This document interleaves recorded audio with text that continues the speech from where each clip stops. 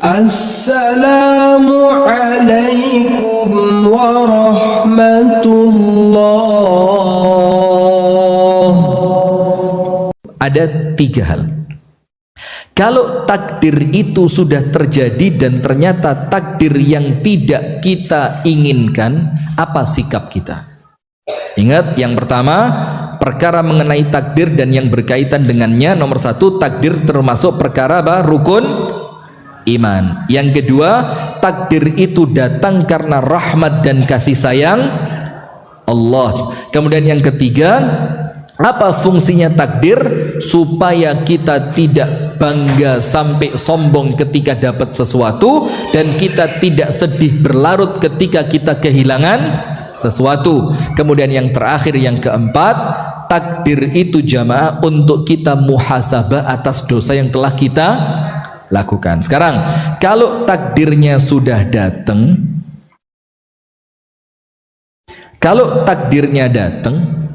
tapi kemudian takdir itu tidak seperti yang kita harapkan, maka sikap kita nomor 1, sabar. Ustadz, kok sabar terus? Coba ibu-ibu ndak bosen ndak?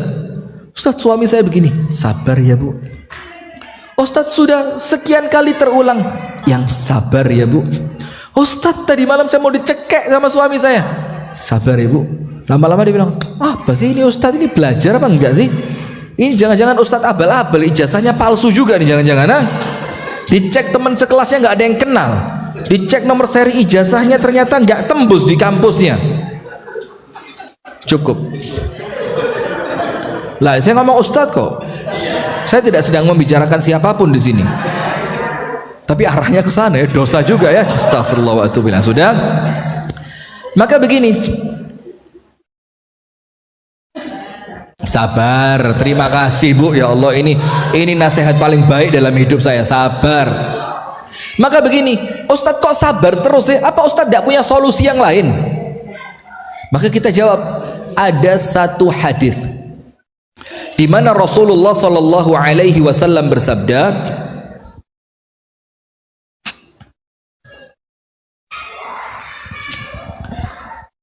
fa inna an-nasra, nasr itu kemenangan, kesuksesan, kejayaan, kebahagiaan, itu namanya nasr.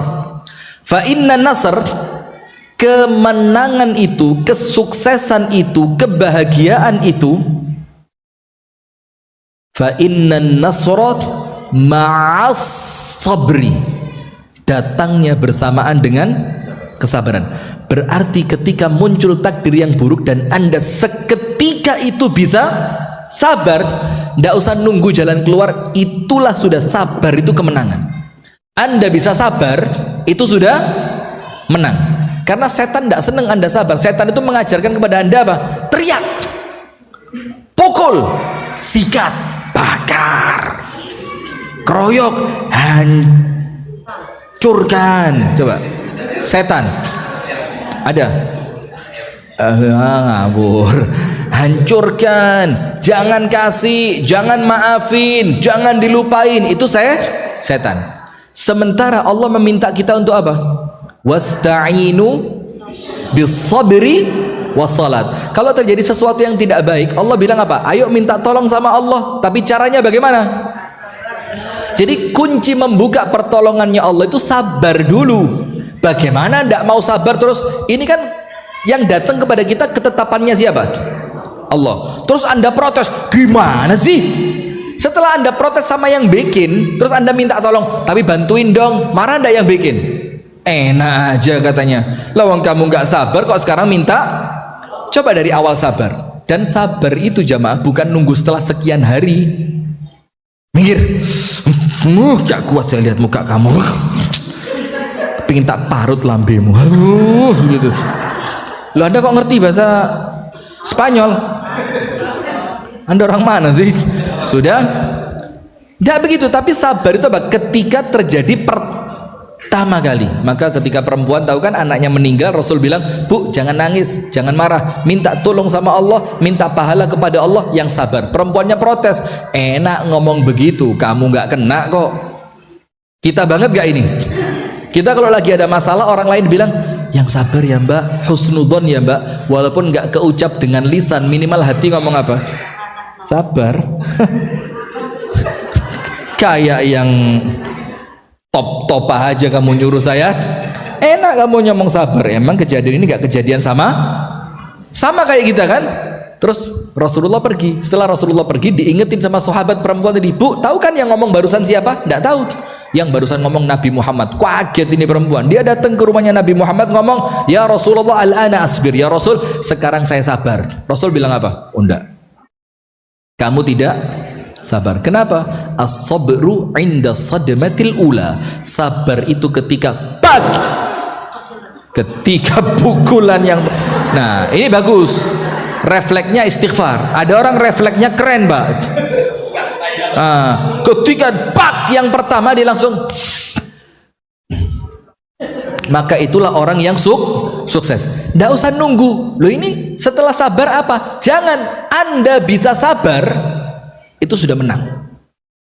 Apalagi nanti dapat bonus dari Allah berupa jalan keluar. Nah maka ketika terjadi musibah yang tidak kita inginkan, yang pertama apa? Sabar. Kenapa kok harus sabar? Karena Nabi Muhammad menjamin, dan tidak mungkin Nabi Muhammad salah. Kalau sabar pasti sukses. Sekarang ada takdir yang tidak baik, Anda harus apa? Memang sabar itu kalau mudah bu, ya semua orang akan sabar. Tapi karena dia susah, maka tidak semua orang mampu untuk sabar. Nah sekarang disebutkan oleh para ulama, ada 4 tingkatan sikap manusia ketika terjadi takdir buruk. Ada berapa? 4 tingkatan sikap manusia ketika terjadi apa? Takdir buruk. Yang 1 jelek, yang 3 baik. Anda mau yang 1 apa 3? Yang 1 jelek, 3 baik. Anda mau yang 1 apa 3? Pak, sudah siap pak? Sudah boleh 3 pak? Dia milih 3 dibanding 1. Ayo bismillah, ini sudah ini lampu hijau. Syekh beli lampu hijau, lebih milih 3 dibanding 1 ya. Yang 1 jelek, yang 3 baik. Berarti kalau istrinya baru 1, oh tetap sudah. Bukan ngajak-ngajak, saya mendakwahkan. Saya mendukungkan. Bagus, terima kasih. Bismillah. Luar biasa, Allahu Akbar. Oh, minimal niat dulu. Anda tahu kan, where there is a will, there is a way. Astagfirullahaladzim. Sudah, tidak usah. Gini bu, ada 4 sikap dalam, ada 4 sikap manusia ketika dia menghadapi takdir yang buruk. Yang nomor 1 jelek, nomor 2, 3, 4 baik. Tapi kebaikan yang 2, 3, 4 itu tafawud. Tafawud itu apa? Tingkatannya berbeda. Nomor 1 marah. Nomor 1 apa? Marah. Ketika dapat takdir jelek, marah dia. Allah tidak adil. Anda buka surah Al-Hajj. Surat apa? Al-Hajj. Ayat yang ke-11. Surat Al-Hajj pada ayat yang ke-11. Surat Al-Hajj ayat yang ke-11. Yang menunjukkan ketika manusia itu mendapati takdir yang buruk, dia apa? Protes kepada Allah Subhanahu wa taala. A'udzu billahi minasyaitonir rajim wa minan nas. Kalimat min di sini menunjukkan bukan semua manusia, ada sebagian dari kalangan manusia. May ya'budullah ala harf. Orang yang menyembah Allah dalam satu keadaan saja. Anda ngerti tidak dalam satu keadaan itu apa? Dia menyembah kepada Allah hanya kalau senang saja. Oh Allah baik, Allah Rahman, Allah Rahim, Allah Ghafur, Allah Wahhab, Allah Tawwab. Itu ketika apa? Senang. Tapi kalau pas kena musibah, murka dia. Wa minan nasi may ya'budullaha ala harf. Dan di antara manusia ada orang yang menyembah Allah hanya sekedar pada satu keadaan saja. Fa in asabahu khairun itama'anna bih. Kalau dia mendapatkan kebaikan, senang. Kalau mendapatkan apa? Kebaikan. Wa in asabathu fitnatun inqalaba ala wajhi. Tapi ketika ditimpa cobaan, dia berbalik ke belakang. Berbalik ke belakang itu kalau konteks ayat ini, dia kembali kufur. Kembali apa? Kufur. Dzalika huwal khusranul mubin. Yang seperti itu adalah kerugian yang nyata. Dalam ayat yang lain, itu Al-Hajj ayat berapa? 11. Jadi dia hanya menyembah Allah, hanya yakin kepada Allah ketika apa? Senang. Ketika susah, dia menganggap Allah tidak adil, Allah jahat sama saya, Allah tidak bisa. Itu bahaya, Bu. Kenapa? Allah sesuai prasangka siapa? Hambanya. Dalam ayat yang lain, Allah Ta'ala mengingatkan begini, فَأَمَّا الْإِنسَانُ إِذَا مَا ابْتَلَاهُ رَبُّهُ فَأَكْرَمَهُ وَنَعَّمَهُ فَيَقُولُ رَبِّي أَكْرَمَنِ وَأَمَّا إِذَا مَا ابْتَلَاهُ فَقَدَرَ عَلَيْهِ رِزْقَهُ فَيَقُولُ رَبِّي أَهَانَنِ. Ada orang-orang itu yang memuji Allah ketika rezekinya lapang saja. Sama Allah rezekinya diperluas, sama Allah dikasih kenikmatan, dibilang apa? Rabbi akraman, Allah ini memang baik. Tapi wa amma idza mabtalahu, kalau dia diuji oleh Allah, wa qadara alaihi rizqahu, rezekinya sama Allah diapain? Kerannya yang awalnya dibuka full, sekarang mulai ketutup setengah, mulai keluarnya itu udah nggak lagi banyak. Dibilang apa? Rabbi ahanan, Allah tidak baik ini. Itu sikap yang pertama, murka ketika mendapati takdir yang buruk. Anda termasuk yang itu bukan?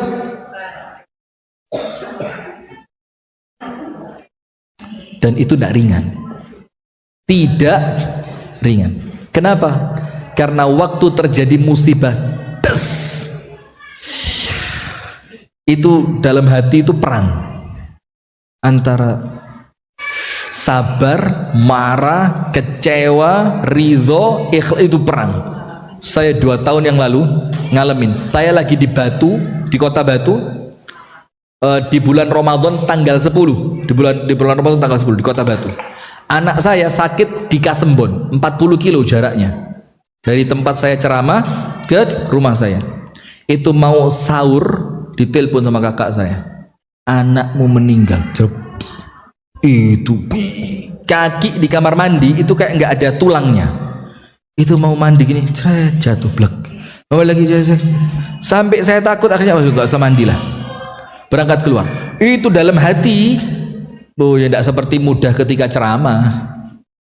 Iya, sampai ada ibu-ibu komen, enak ya kalau dapat suami ustadz ya, diingetin ceramah, kemudian kalau malam diajak sholat tahajud, kemudian kalau kita salah diingetin dengan cara yang baik, perhatian, taat kepada Allah. Saya bilang, itu kan pas ceramah, Bu. Kalau sehari-harinya, ya mohon maaf ya, kita juga manusia yang terkadang nah, sudah itu dalam hati, Bu. Kok pas saya nggak ada, gitu, protesnya sama Allah gitu. Kenapa harus anak saya? Protesnya lagi apa? Kenapa kok Ramadan dalam keadaan baju barunya sudah saya beliin? Kalau protesnya lagi, kenapa saya tidak dikasih kesempatan mendampingi di akhir usianya? Kalau mau protes lagi, nggak selesai. Tapi kemudian langsung ingat, ya Allah, takdirnya Allah pasti baik. Dokternya datang ke rumah setelah jenazah dikuburkan, dokternya bilang apa? Bagus kalau dia meninggal. Ini rasanya anggur apa? Musket apa namanya ini? Pusket. Ini kayak mau kita lempar ke mukanya dokter. Ke dokternya bayar mahal, obatnya mahal. Ketika meninggal dibilang bagus. Ternyata apa? Dia tunjukkan rekam medisnya. Obatnya sudah terlalu banyak, dalam keadaan minumnya anak ini sedikit, ginjalnya sudah mulai bermasalah. Semakin tambah umur akan semakin bertambah apa? Masalahnya, sehingga meninggal sekarang menurut dokter itu lebih baik dibanding meninggal lebih lama. Anak ini semakin, coba kalau kita tidak bisa ngatur takdir Allah, berat. Sudah, yang pertama marah. Nomor 2, ingat 2, 3, 4 sudah apa? Baik. Kalau sudah 2, 3, 4 sudah baik. Kalau masih 1 marah kok. Oh, konteksnya beda. Kalau masih 1 di sini marah, maka tidak baik. Yang kedua, ketika kena masalah, sabar. Ustadz, sabar kok baik, tapi bukan level yang teratas. Oh, belum bisa. Nanti level yang terbaik apa? Bersyukur kepada Allah atas musibah jelek. Ya, apa bersyukur? Nah, maka nomor 2, sabar dulu. Sabar itu level kedua. Daripada marah, mendingan, karena orang itu cukup diem saja, sabar, tapi hatinya belum tentu ridho. Karena sabar itu apa? Menahan lisan dan perbuatan, jangan sampai mengucapkan dan melakukan sesuatu yang dimurkai oleh. Berarti cukup Anda itu apa sudah? Sabar. Dan kenapa sabar itu gak bagus-bagus banget? Dia cuma level kedua saja. Karena mau sabar ataupun tidak, musibahnya tetap terjadi. Na'udzubillah, semoga Allah menyelamatkan dia. Dengar cerita, motormu dicuri orang, lalu kita marah-marah, handphone kita lempar, ini musibah 1 jadi 2. Balik enggak? Kalau Anda marah, motornya balik enggak? Enggak juga. Orang ditelepon, mobilmu kebakar, tokomu kebakar. Kalau dia marah, balik enggak? Maka tidak ada pilihan lain memang kecuali sabar. Maka cukup Anda tahan diri, tarik nafas, atur pikiran, tenang sejenak, selesai urusan. Minimal sabarnya sukses. Itu kedua. Maka itulah yang Allah minta dalam Al-Quran, dalam surat Al-Baqarah. وَلَنَبْلُوَنَّكُمْ بِشَيْءٍ مِنَ الْخَوْفِ وَالْجُوعِ وَنَقْصٍ مِنَ الْأَمْوَالِ وَالْأَنْفُسِ وَالثَّمَرَاتِ وَبَشِّرِ الصَّابِرِينَ. Siapa mereka? الَّذِينَ إِذَا أَصَابَتْهُمْ مُصِيبَةٌ قَالُوا إِنَّا لِلَّهِ وَإِنَّا إِلَيْهِ. Selesai. Pokok kena musibah, inna lillah wa inna ilaihi. Nomor 3, ridho. Nomor 3 apa? Ridho. Ustadz, bedanya ridho dengan sabar apa? Orang sabar belum tentu ridho. Sama enggak ridho dengan sabar? Beda. Nanti sabar. Bedanya ridho dengan sabar apa? Kalau sabar itu sekedar menahan diri walaupun hatinya masih bergemuruh. Tapi kalau ridho pasti sabar. Orang sabar belum tentu ridho. Kalau ridho pasti, karena ridho itu apa? Alhamdulillah ya Allah, memang ini sudah ketetapan takdirmu.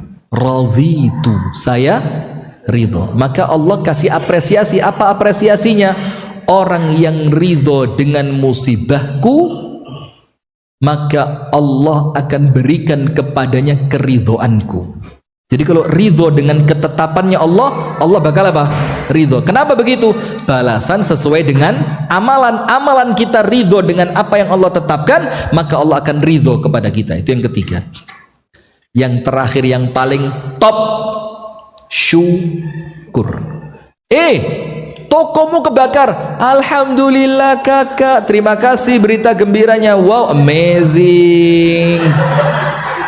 Ya nggak gitu banget lah ya. Temennya bilang ini musibah kebakaran, langsung telepon di grup Khadijah. Bu Vera nggak lagi kena apa-apa kan? Nggak ada gangguan apapun kan? Kok saya beritahu toko kebakar kok amazing, thank you my sis. Oh, great news. Malah ya bukan begitu juga, tapi apa? Syukur itu adalah dalam 3 hal. Tulis. Syukur ketika terjadi musibah. Nomor 1, apa sih syukurnya itu? Ketika musibah itu tidak mengenai agama kita. Kalau musibahnya cuma musibah dunia, maka apa? Kecil. Wong dunia juga tidak kena musibah pun bakal kita tinggal kan? Iya apa enggak? Maka kalau musibahnya dunia, kita bersyukur, alhamdulillah musibahnya bukan musibah agama. Nomor 2, kenapa kita syukur kepada musibah tadi? Karena musibahnya tidak lebih besar dibanding yang sedang terjadi. Misalkan Tokomu kebakaran, alhamdulillah. Coba kalau saya pas di sana, saya ikut. Jadi kita mensyukuri karena tidak lebih dari yang sedang terjadi, alhamdulillah. Cuma itu, kita bisa cari alasan lain. Syukur yang ketiga apa? Karena musibah itu tanda Allah cinta. Innallaha idza ahabba 'abdan ibtalahum. Allah kalau cinta sama seorang hamba, Allah kasih apa? Ujian. Maka syukur. Nah, sekarang jamaah sekalian, yang terakhir, kalau sedang terjadi sesuatu di antara takdir yang tidak kita inginkan, apa? Maju, move on. Apa dalilnya? Anda tahu Amirul Mukminin Umar ketika mau inspeksi, sidak lah ya, inspeksi mendadak. Itu dilakukan oleh Amirul Mukminin Umar berkali-kali, dan dia lakukan itu karena bentuk tanggung. Pertama, ketemu perempuan yang sedang masak air, isinya apa? Batu. Umar tanya, apa bu, kok anakmu nangis? Ibu itu nggak tahu kalau yang datang Umar. Baini wa baina Umar Allah. Antara saya dengan Umar nanti, itu saya lapor sama Allah. Terus Umar tanya, lu ada apa? Ini lihat anak saya kelaparan. Umar nggak tahu. Nggak apa-apa. Ini alhamdulillah. Kata orang tuanya, wih Ustadz kurang ajar banget, anak saya jatuh, dia bilang. Nah ini qadarullah. Sudah begini, sudah konsen ke sini. Tidak apa-apa insya Allah itu. Sampai mana tadi? Umar ngerebus air. Kata perempuan tadi, mana mungkin dia tinggalkan anak saya kelaparan, terus dia nggak tanggung jawab. Umar tanya, dalam keadaan perempuan ini tidak tahu. Bagaimana bu Umar bisa tahu? Lawang Anda tinggalnya di puncak bukit ini. Kata perempuan tadi apa? Kok enak dia bilang bagaimana Umar bisa tahu? Lalu terus dia jadi pemimpin kami, tujuannya apa? Itu tanggung jawab dia. Gemeter Umar.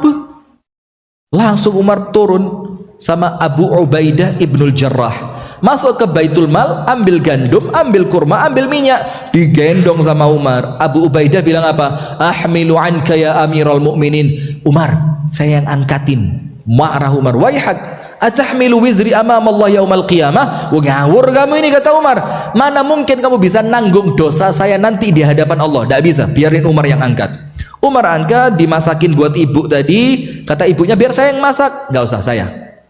Setelah masakannya selesai, anaknya disuapin. Kata ibunya, udah kamu pergi aja, biar saya suapin anak saya. Kata Umar apa? Enggak, saya tadi lihat dia nangis, maka saya pengen lihat dia. Saya tadi lihat dia nangis karena lapar, maka saya pengen lihat dia ketawa karena kenyang. Kalau besok bu, mataharinya sudah keluar, kamu datang ke Baitul Mal, kamu ketemu Umar di sana. Pagi-pagi ibu itu datang ke Baitul Mal, ternyata Umarnya yang tadi malam ke rumahnya. Coba, itu apa enggak malu perempuan itu? Enggak malu, kenapa? Karena yang dia katakan kebenaran. Terus ketika Umar sidak, ingat gak? Ada seorang nenek sama cucu perempuannya mau nyampur antara susu dengan air. Ingat gak? Terus kata neneknya, cucuku campur sama air. Cucunya bilang, oh tidak boleh, Umar melarang. Neneknya bilang, Umar kan nggak lihat. Kata cucunya apa? Kalau Umar tidak melihat, Tuhannya Umar ngelihat. Umar bilang, ini bibit unggul. Tandain rumahnya sama Abu Ubaidah, ditandain. Besok sama Umar dinikahkan sama putranya Umar yang namanya Salim. Dari keturunan itu keluar yang namanya Umar bin Abdul Aziz. Tahu enggak Umar bin Abdul Aziz? Ya dari perempuan yang jujur tadi itu. Makanya loh, buah jatuh tidak jauh dari timbangannya. Sudah. Kemudian salah satu ketika, kenapa Anda ketawa? Ada yang salah? Hah? Enggak ada. Oh, tidak ada. Sip. Sekarang yang sesuai dengan materi kita. Ketika Umar mau sidak ke suatu daerah, ternyata Umar ketika mau masuk dicegat sama orang, dihalangi. Umar, la tadkhul, inna fiha ta'un. Di dalam situ ada penyakit menular, namanya penyakit ta'un. Penyakit ta'un itu orang kena sore pagi meninggal, kena pagi sore meninggal. Lah, COVID masih lumayan. Ta'un itu bu, tidak ada kemungkinan sembuh. Kena pagi, sore berangkat. Kena sore, pagi berangkat. Itu ta'un. Maka dibilang, Umar, jangan masuk. Akhirnya Umar rapat dengan para pembesar Ansor dan Muhajirin. Gimana? Masuk enggak?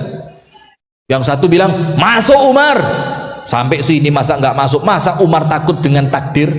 Yang satu bilang, jangan Umar, itu namanya bunuh diri. Akhirnya mereka diskusi, muncul Abdurrahman bin Auf.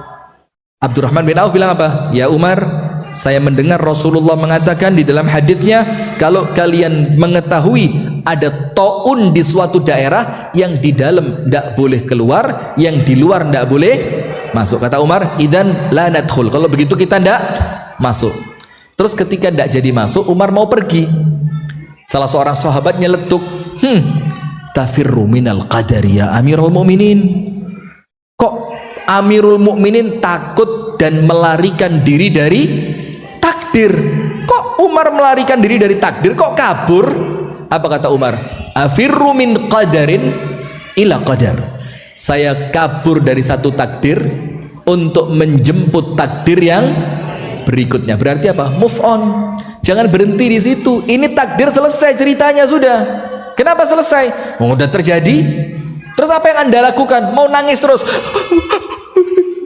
Tidak berubah apapun. Maka apa? Harus segera move on. Karena apa? Kita akan berpindah dari satu takdir menuju takdir yang berikutnya. Barakallahu fiik. Itu yang dapat kami sampaikan. Dari saya tutup dengan doa kafaratul majlis. Subhanakallahumma wa bihamdika asyhadu an la ilaha illa anta astaghfiruka wa atubu ilaik. Assalamualaikum warahmatullahi wabarakatuh.